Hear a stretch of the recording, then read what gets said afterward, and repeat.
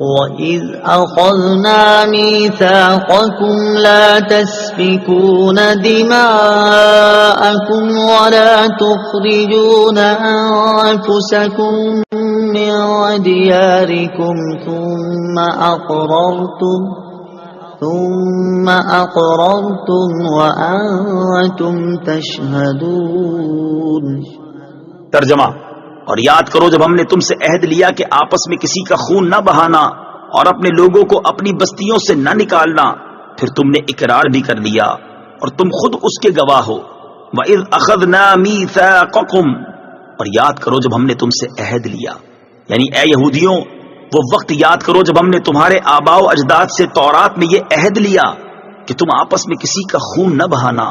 اور اپنے لوگوں کو اپنی بستیوں سے نہ نکالنا، پھر انہوں نے اس عہد کا اقرار کر لیا